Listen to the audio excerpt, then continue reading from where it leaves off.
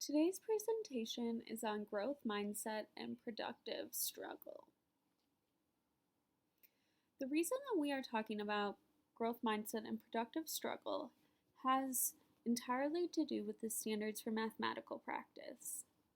Last week, when we did a gallery walk of the standards for mathematical practice, many of you noticed that the majority of the standards for mathematical practice really require students to have a firm grasp of SMP 1, which is making sense of problems and persevering in solving them.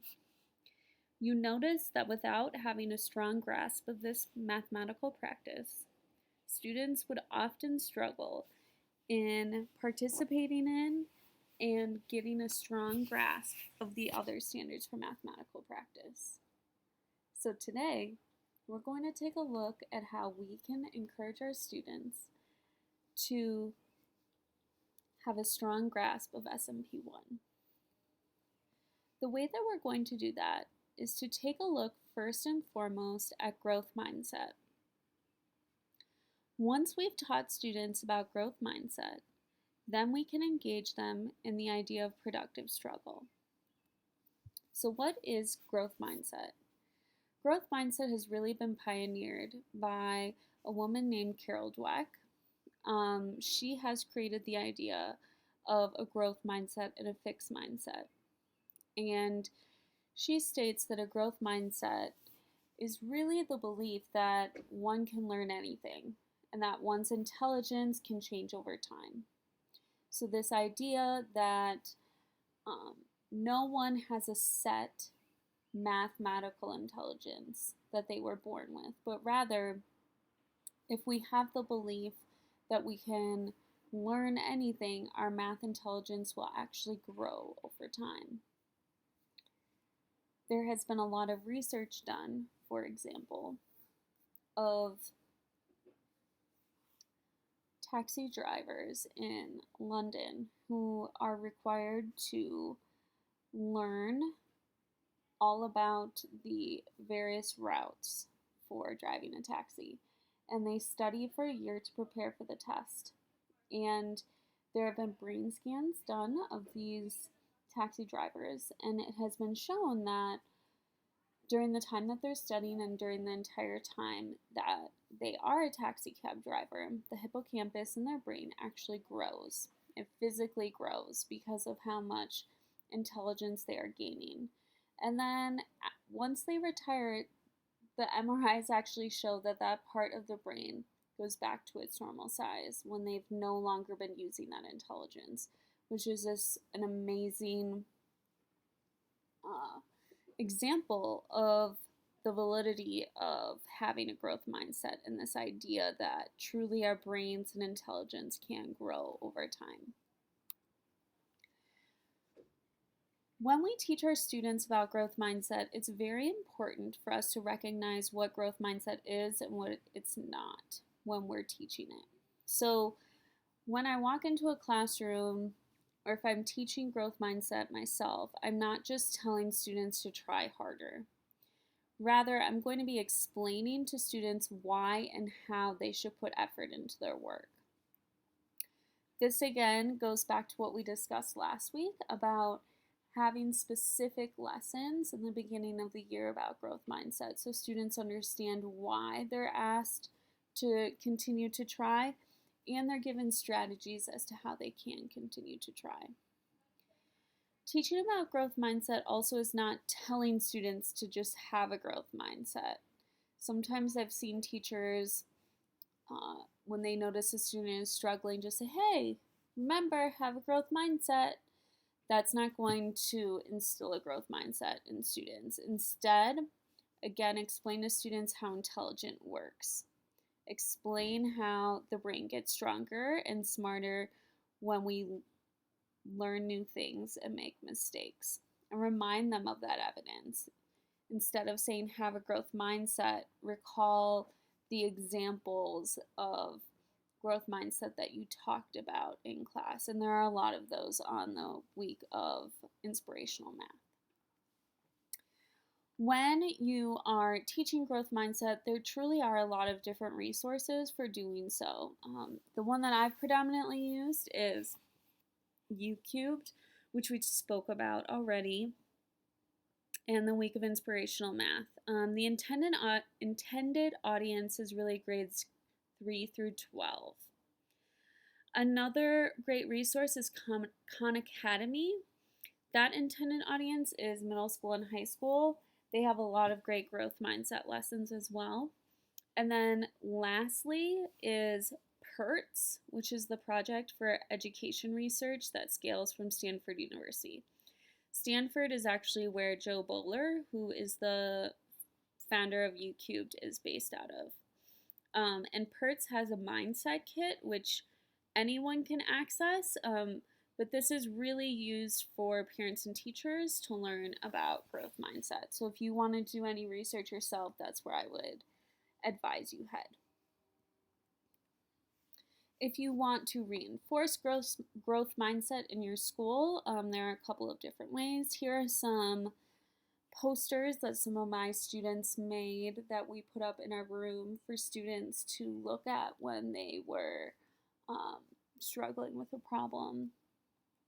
We also took time during the beginning weeks of school when we were learning about growth mindset to brainstorm affirmations that we could use when math gets tough. And we created this anchor chart, and all the sayings inside were ones that my students created themselves. So when they are struggling with a math problem, a lot of times they will look at the anchor chart and find one that they feel best using. A lot of times as well, I'll see additional students remind them to, hey, go look at the chart and see what you want to tell yourself when they notice someone's having a hard time with math. So once growth mindset has been taught, it is reinforced through productive struggle. So what exactly is productive struggle? There's two different definitions that I really like. The first is from the Carnegie Foundation. This idea of productive persistence is really tenacity and good strategies. The good strategies is so important. It's not just looking at a problem and trying it over and over and over and over and over again, but taking different strategies that they've used and continuing to work on the problem. And the second definition that I like is the effort to make sense of something, to figure something out that is not immediately apparent. Notice it's all about the process here, not about the end product. So how do we reinforce productive struggle in our classrooms? We're going to take a look at 4 different ways that we can train our teachers to reinforce productive struggle through. The first is to call on students who may not have the right answer. Again, this goes back to what we discussed last week about how important it is to have a classroom environment in which students feel okay saying the wrong answer and making a mistake. Without that environmental piece, this piece becomes really hard. So, when we have our teachers call on students who may not have the right answer, it's really important that we train our teachers to follow up, to ask that particular student to explain their thinking and the process that they took to get their answer. We don't want to immediately shut them down and move on to someone who has the correct answer. We want to take the time to dive into their mathematical thinking. Similar to a math talk, we're going to have other students ask questions ourselves, and again, have those sentence stems available. This isn't necessarily a math talk itself, but it's going to follow a lot of those same procedural steps that we talked about. We want to make sure that we dive into the students' mathematical thinking. Another way to reinforce productive struggle is to praise students for perseverance in problem solving.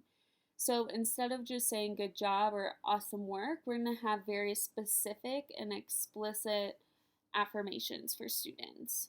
So you see here that there are several. You worked really hard to solve that problem. I liked the way you tried different strategies when solving the problem until you finally got it. You never gave up, even when that was really hard. You really want to emphasize to students that you notice how hard they worked, even if they didn't get the correct answer. The next thing you want to do is you want to make an effort to display work that shows creative problem solving, not necessarily the highest scores. So we've all seen the bulletin boards with classwork where everyone got an A on it. In order to reinforce productive struggle, we want to flip that and really highlight work in which students took creative ways of solving the problem. So we see here my third grade students were practicing elapsed time and we're figuring out how long the sun would be out that day. And so we see here one way that a student took to calculate the elapsed time. Now we see another way. While the student down below didn't necessarily calculate correctly, it was 13 hours and 30 minutes, their open number line does show the correct answer.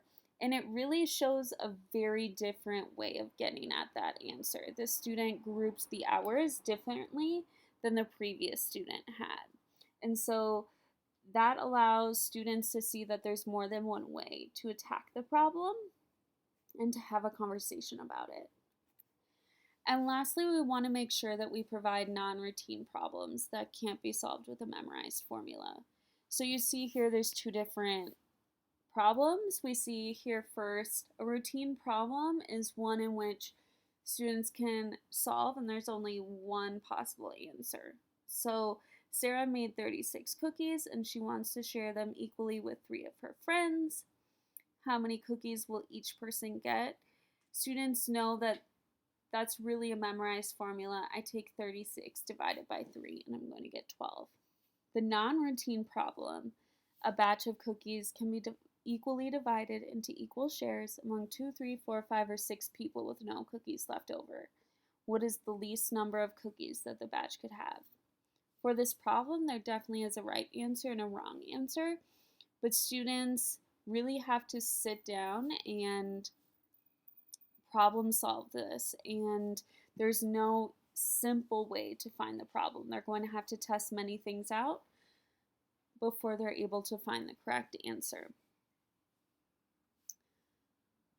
So that is all I have for growth mindset and productive struggle. Please return to the checklist for what you need to do next.